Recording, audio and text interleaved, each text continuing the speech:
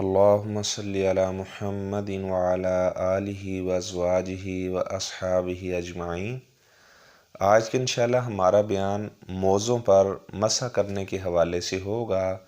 حافظ ابن حجر عسقلانی رحمہ اللہ تعالیٰ نے یہ باب قائم کیا ہے، باب المسح علی الخفین، موضوع پر مسح کرنے کا باب۔ عن المغیرہ ابن شعبہ رضی اللہ تعالیٰ عنہ قال کنت مع النبی صلی اللہ علیہ وسلم فتوضأ فأهویت لأنزع خفی فقال دعہما فإنی ادخلتہما طاہرتین فمسح علیہما۔ سیدنا مغیرہ بن شعبہ رضی اللہ تعالیٰ عنہ بیان کرتے ہیں کہ میں آپ صلی اللہ علیہ وسلم کے ساتھ تھا، تو آپ صلی اللہ علیہ وسلم نے وضو کیا، تو میں ادب سے نیچے جھکا تھا کہ میں آپ صلی اللہ علیہ وسلم کے موزے اتاروں اور آپ صلی اللہ علیہ وسلم اپنے پاؤں مبارک دھو سکیں۔ تو آپ صلی اللہ علیہ وسلم نے فرمایا دعہما، آپ ان کو چھوڑ دیں، یعنی آپ جو موزے ہیں ان کو نہ اتاریں۔ فإنی ادخلتہما طاہرتین، یعنی جب میں نے یہ موزے پہنے تھے اس وقت یہ دونوں قدم یعنی پاک تھے، مراد یہ کہ میں نے وضو کیا ہوا تھا۔ تو اگر وضو کر کے موزے پہنے گئے ہیں، وضو کرنے کے بعد آپ نے جرابیں پہن لی ہیں، تو اس کے بعد آپ ان پر مسح کر سکتے ہیں، جیسا کہ یہ بخاری مسلم کی روایت سے مسئلہ ثابت ہو رہا ہے۔ تو بعض ایسے لوگ ہیں وہ کہتے ہیں جی جرابوں پر مسح نہیں ہوتا، جبکہ جرابوں پر بھی مسح کیا جا سکتا ہے، موزوں پر بھی مسح کیا جا سکتا ہے۔ جو احکامات موزوں پر مسح کرنے کے بارے میں ہیں وہی جرابوں پر مسح کرنے کے احکامات ہیں۔ بعض لوگوں نے اپنی طرف سے شرط لگائی ہے کہ وہ جرابیں ایسی ہوں کہ اگر ان میں پانی داخل کیا جائے تو پانی نکل نہ سکے، یہ ایسے ہی شرطیں ہیں، حدیث میں اس طرح کی کوئی قید وغیرہ نہیں لگائی گئی۔ وَلِلْأَرْبَعَةِ يَنْهُ إِلَّا النَّسَائِيَّ، اربعہ میں یہ موجود ہے نسائی کے علاوہ، یعنی ابو داؤد، نسائی، ترمذی، ابن ماجہ، ان میں یہ روایت موجود ہے۔ نسائی کو انہوں نے مستثنیٰ کر دیا، یعنی نسائی کے علاوہ۔ ان النبی صلی اللہ علیہ وسلم مسح علی الخف و اسفل،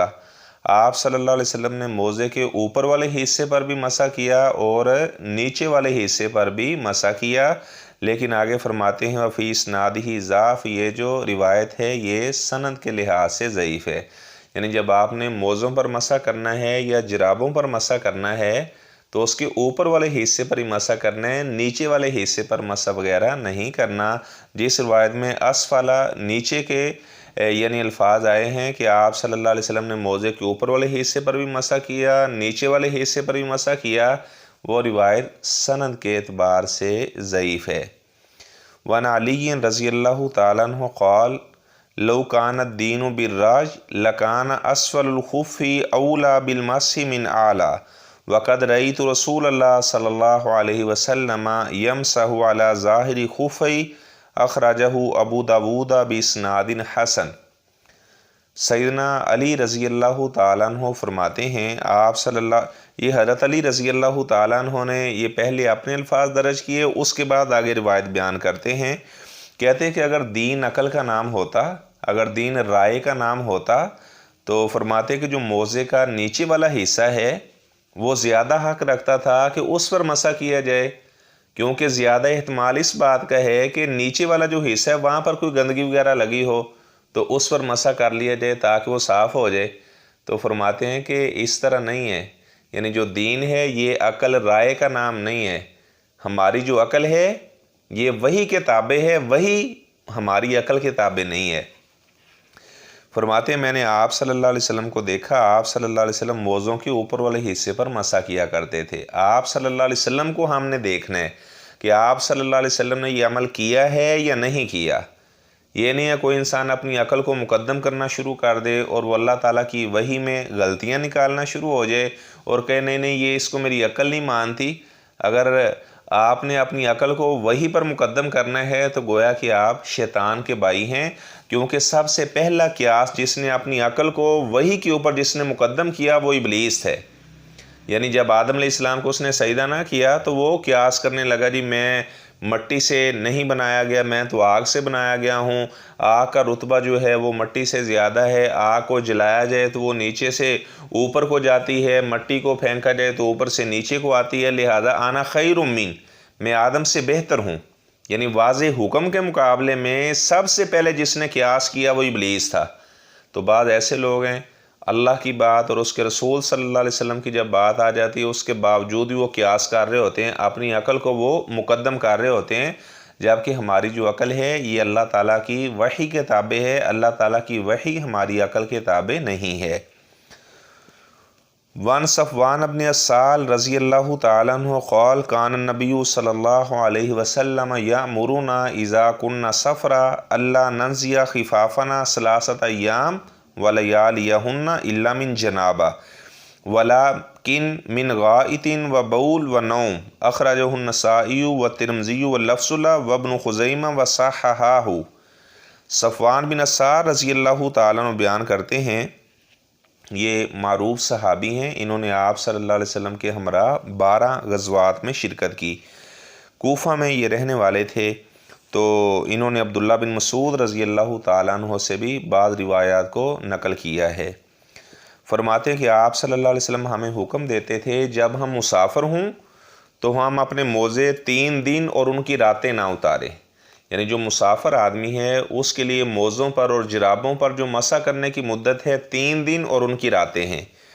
تو اس طرح اگر آدمی کو جنابت لاحق ہو جائے تو ظاہری بات ہے پھر اس نے غسل کرنا ہے تو اس کو موزے اتارنے پڑیں گے،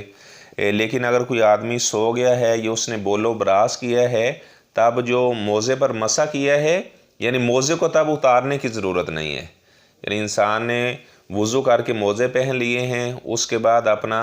ایک دن جو مقیم آدمی ہے 1 دن اور 1 رات اس پر مسح کر سکتا ہے، نیند کی وجہ سے یا اس طرح بول و براز کی وجہ سے اس کے موزے کے اوپر کوئی اثر نہیں پڑے گا، ٹھیک ہے نا۔ ایسا نہیں ہے کہ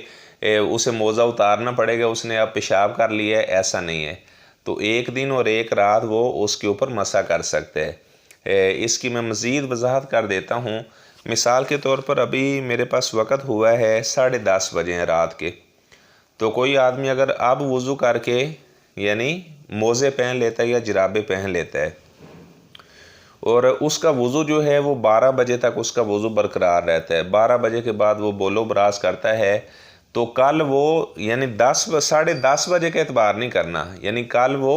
یعنی اعتبار کس کا کیا جائے گا جب اسے حدث لاحق ہوئی ہے، جب اس نے بول و براز کیا ہے یا یعنی کسی اور وجہ سے اس کا وضو ٹوٹ گیا اس کا اعتبار کیا جائے گا۔ تو اس نے پیشاب کیا ہے رات کو 12 بجے مثال کے طور پر، تو اگلے دن پھر وہ رات کے 12 بجے تک اس کے اوپر مسح کر سکتے ہیں۔ یعنی آپ نے وضو کر کے جب موزے پہنے ہیں اس کا اعتبار نہیں کرنا، جب آپ کو حدث لاحق ہوا ہے آپ کا وضو ٹوٹا ہے اس کا آپ نے اعتبار کرنا اور دیکھنا ہے کہ یہ کس وقت، تو اگلے دن پھر آپ اس وقت تک یعنی موزوں پر یا جرابوں پر مسح کر سکتے ہیں۔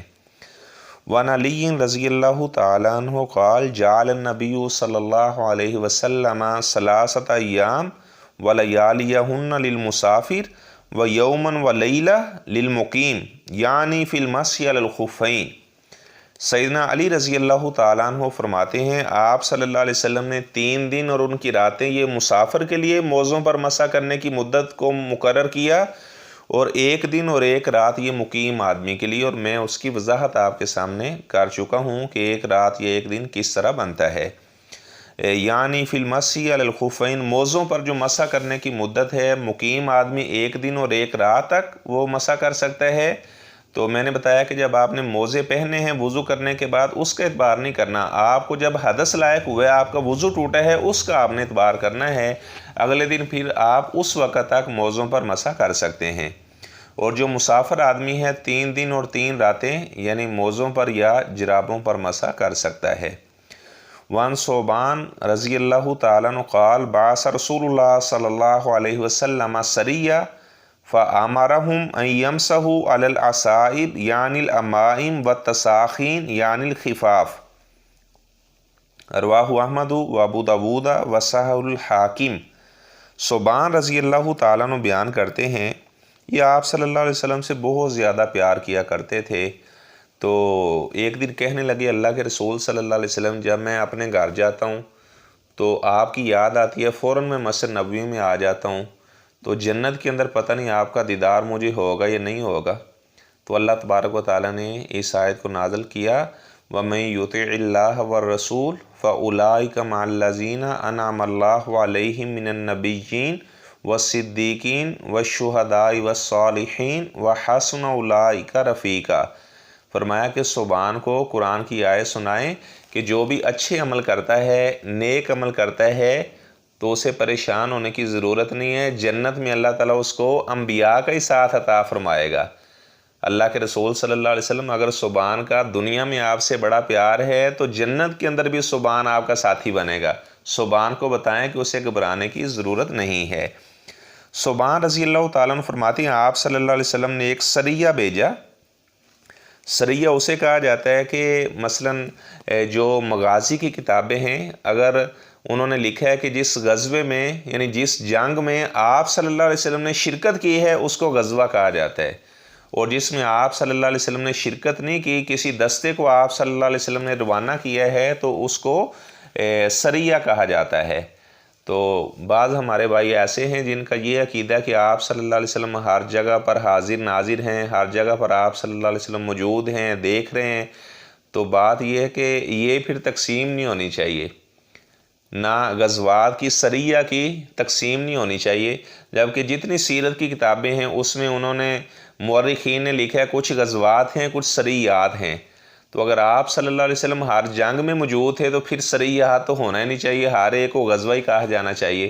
کیونکہ آپ صلی اللہ علیہ وسلم تو ہر جگہ پر موجود ہیں اور ہر جنگ میں پھر آپ نے شرکت کی ہے، تو پھر یہ سریہ اور غزوہ کی تقسیم کیوں ہے؟ تو اس طرح اور بھی ہمارا ان کے اوپر اعتراض بنے گا جو کہتے ہیں آپ صلی اللہ علیہ وسلم ہر جگہ پر موجود ہیں۔ آپ صلی اللہ علیہ وسلم جب سفر پر جایا کرتے تھے تو آپ قصر نماز کیوں پڑھا کرتے تھے؟ کیونکہ آپ صلی اللہ علیہ وسلم تو پہلے ہی وہاں پر موجود ہیں، اور جو مقیم آدمی ہے وہ اپنا قصر نہیں پڑھ سکتا، وہ تو پوری نماز پڑھے گا، جبکہ آپ صلی اللہ علیہ وسلم جب بھی سفر کرتے تو سفر میں آپ صلی اللہ علیہ وسلم قصر نماز ادا کیا کرتے تھے۔ اچھا، فرماتے ہیں آپ صلی اللہ علیہ وسلم نے ایک سریہ روانہ کیا تو آپ نے ان کو حکم دیا یہ کہ وہ اپنی پگڑیوں کے اوپر مسح کریں، یعنی جو امامہ ہے، پگڑی ہے، اس پر بھی مسح کیا جا سکتا ہے۔ وَالتَّسَاخِينَ یعنی الخفاف، اور آپ صلی اللہ علیہ وسلم نے حکم دیا کہ وہ اپنے موزوں کے اوپر بھی مسح کریں۔ وَعَنْ عُمَرَ رضی اللہ تعالی عنہ موقوفاً وَأَنَسٍ مرفوعا، حضرت عمر رضی اللہ تعالیٰ عنہ سے موقوف روایت ہے، یعنی جو صحابی کی بات ہو اسے موقوف روایت کہا جاتا ہے۔ اگر اس کی سند آپ صلی اللہ علیہ وسلم تک پہنچے تو اس کو مرفوع روایت کہا جاتا ہے۔ فرماتے ہیں کہ اذا توضأ احدکم ولابس خفیہ فلیمسح علیہما، جب کسی آدمی نے وضو کیا ہے اور اس نے موزے پہنے ہوئے ہیں تو ان پر مسح کر سکتا ہے، ولیصلی فیہما، اور ان میں نماز اس طرح پڑھ سکتا ہے، ولا یخلعہما ان شاء الا من جنابہ، اس کو موزے اتارنے کی ضرورت نہیں ہے۔ موزے اگر اس نے وضو کر کے پہنے ہوئے ہیں تو اس کے اوپر وہ مسح کر لے، آسانی جو اللہ تعالیٰ کی طرف سے اس کے رسول صلی اللہ علیہ وسلم کی طرف سے رخصت ہے اس سے وہ فائدہ اٹھائے۔ ہاں، اگر جنابت لاحق ہوگی تو اس کے بعد پھر اسے موزے اتارنے پڑیں گے، اور موزے اتار کر پھر اسے غسل کرنا پڑے گا۔ لیکن میں نے بتایا کہ نیند کی وجہ سے یا اس طرح قضائے حاجت کی وجہ سے یا بول و براز کی وجہ سے کوئی فرق نہیں پڑے گا۔